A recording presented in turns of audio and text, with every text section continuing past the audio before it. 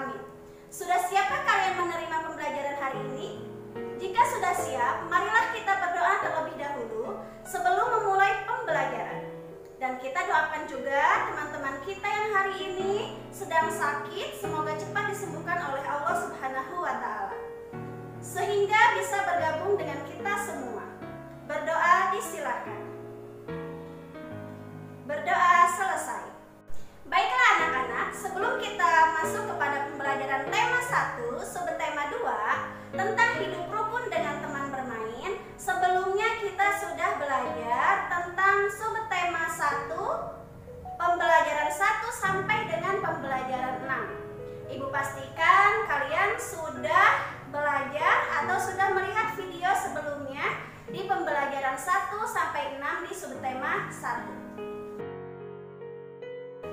Nah, sebelum kita masuk ke pembelajaran subtema 2, tujuan pembelajaran yang akan kita pelajari hari ini adalah 1.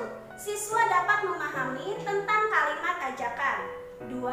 Siswa dapat memahami tentang perbandingan dua bilangan cacat. 3. Siswa dapat melakukan gerakan tarian dari kegiatan sehari-hari. Nah, sekarang kalian tahu ya apa tujuan kita mempelajari subtema 2 pembelajaran 1 ini. Baiklah anak-anak, sebelum kita masuk kepada pembelajaran subtema 2, mari kita ingat kembali apa itu hidup rukun. Betul sekali. Hidup rukun adalah hidup yang nyaman, tentram, dan damai, saling menyayangi dan menghormati antar sesama manusia tanpa membeda-bedakan antar manusia. Baiklah anak-anak, hari ini Ibu akan membahas subtema 2 tentang hidup rukun dengan teman bermain.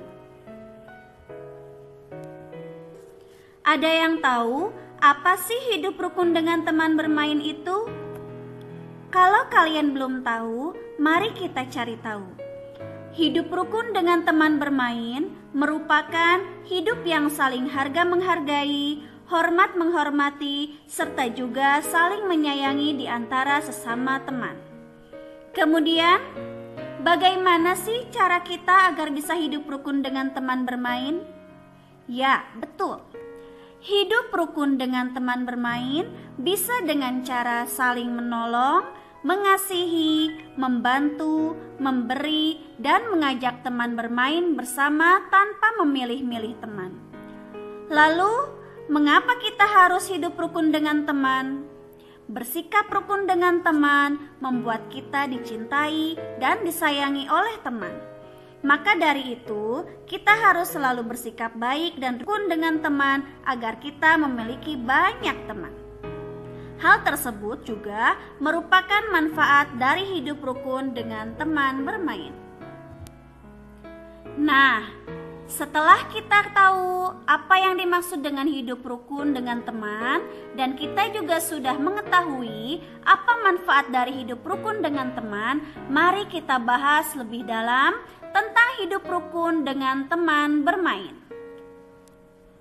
Baiklah anak-anak, di dalam subtema 2 pembelajaran 1 ini, kita akan membahas tentang kalimat ajakan, gerakan tari dari gerak keseharian, dan perbandingan dua bilangan cacah. Kalimat ajakan termasuk ke dalam pembelajaran bahasa Indonesia, gerakan tari dari gerak keseharian termasuk ke dalam pembelajaran SBDP, sedangkan perbandingan dua bilangan cacah termasuk ke dalam pembelajaran matematika. Di lapangan, teman-teman Udin sedang bermain. Mereka melakukan berbagai permainan.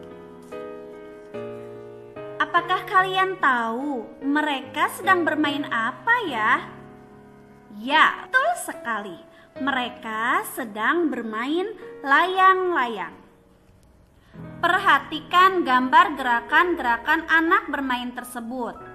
Nah, ada gerakan bermain dengan tangan. Gerakan tangan ini mungkin kita lakukan saat kita menarik layang-layang. Kemudian ada juga gerakan kaki. Nah, ketika kita melangkah, kita melakukan gerakan kaki. Dan ada juga kita melakukan gerakan kepala pada saat bermain. Nah, gerakan anak bermain dengan tangan, dengan kaki, dengan kepala, itu semua bisa dijadikan sebuah tarian. Karena dalam tarian kita menggunakan tubuh kita untuk melakukan gerakan. Di antaranya adalah tangan, kaki, dan kepala. Jadi, sebuah tarian itu bisa dibuat dari kegiatan sehari-hari kita. Dari bermain bisa kita buat menjadi sebuah tarian. Misal, permainan sudamanda, layang-layang, atau cublak-cublak suweng, itu semua bisa dibuat menjadi sebuah tarian. Baiklah anak-anak, sekarang kita akan masuk kepada pembelajaran matematika. Di sini Bu Guru mempunyai sebuah cerita. Nina dan Sari membawa karet gelang. Karet gelang Nina ada 145. Karet gelang Sari ada 137. Perhatikan banyak karet gelang itu jika digambarkan dengan tabung satuan. Nah, ini ada karet gelang Nina sebanyak 145.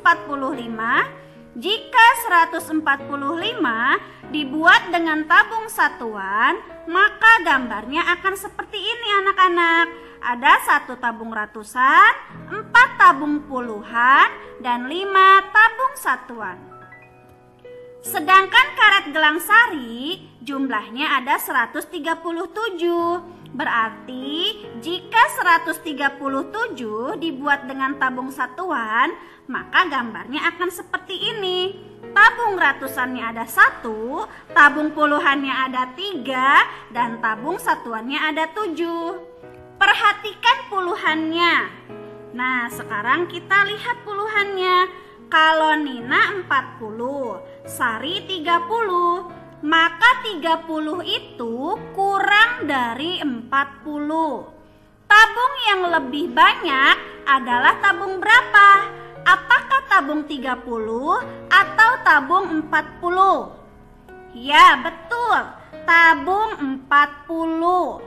Jadi, karet gelang Sari itu lebih banyak atau lebih sedikit dari karet gelang Nina? Jawabannya lebih sedikit. Jadi, karet gelang yang lebih banyak adalah karet gelang Nina. Membandingkan bilangan. Nah, anak-anak, kita akan belajar membandingkan bilangan. Bilangan dapat dibandingkan dengan kata kurang dari, lebih dari, atau sama dengan.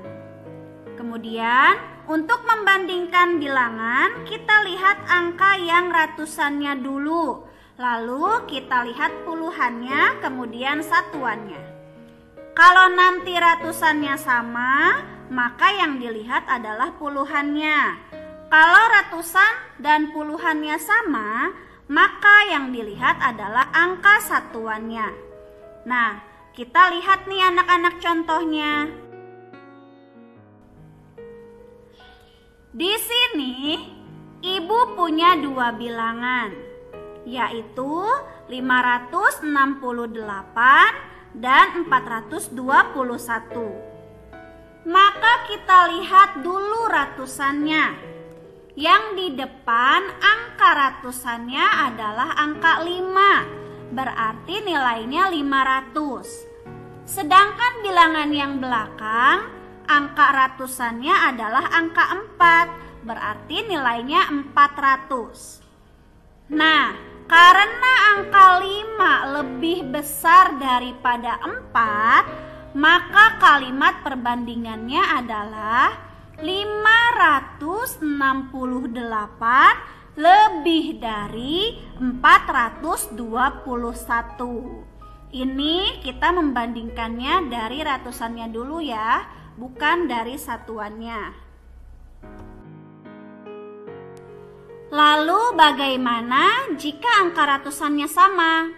Nah, jika angka ratusannya sama, maka kita bandingkan angka yang kedua, yaitu puluhannya. Contoh nih, Ibu punya dua bilangan, yaitu 671 dan 682. Kita lihat angka ratusannya sama-sama 6. Jadi tidak bisa dibandingkan karena angkanya sama. Setelah itu kita lihat angka puluhannya. Yang depan angka puluhannya adalah 7 atau disebut juga 70.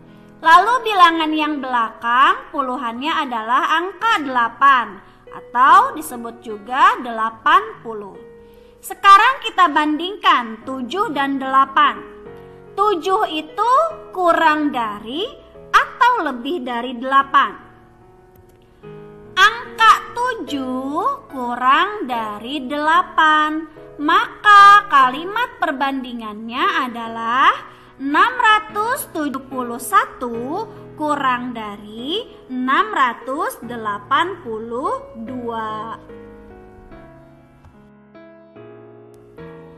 Lalu bagaimana nih jika angka ratusan dan puluhannya sama? Jika angka ratusan dan puluhannya sama, maka kita bandingkan angka satuannya. Contoh, Ibu punya dua bilangan, yaitu 917 dan 913. Kita lihat angka ratusannya sama-sama 9.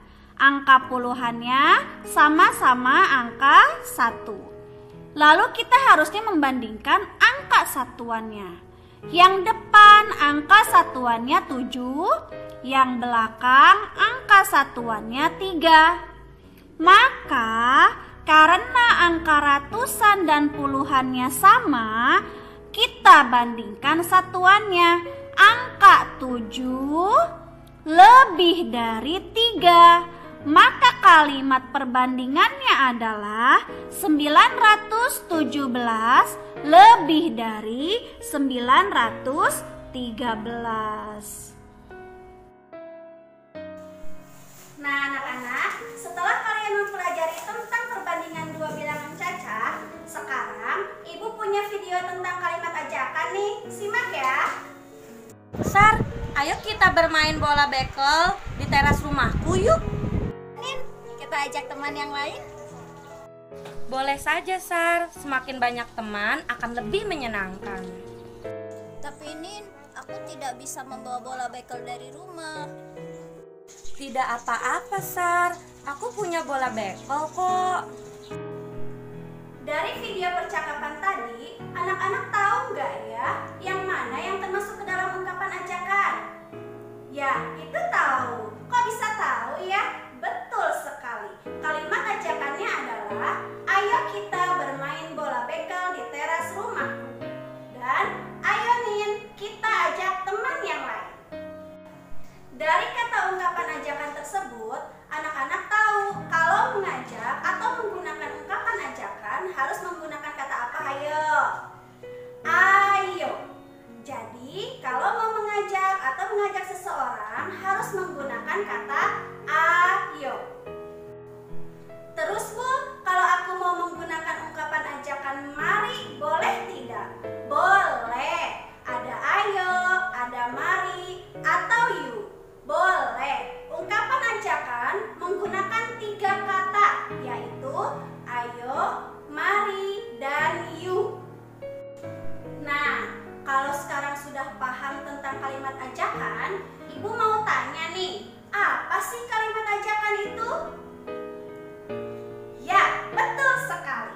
Kalimat ajakan adalah kalimat yang digunakan untuk mengajak seseorang, mengajak teman, mengajak orang tua, mengajak siapapun dalam melakukan sesuatu dengan kata ayo, mari, dan yuk.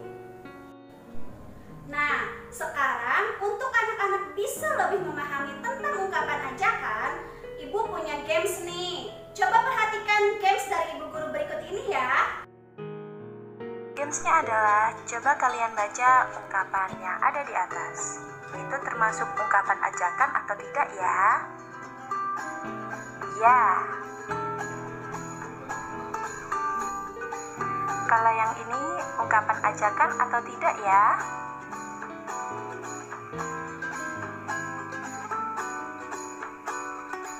Ya. Selanjutnya, ini kalimat ungkapan ajakan atau tidak ya? Tidak, itu termasuk kalimat tanya.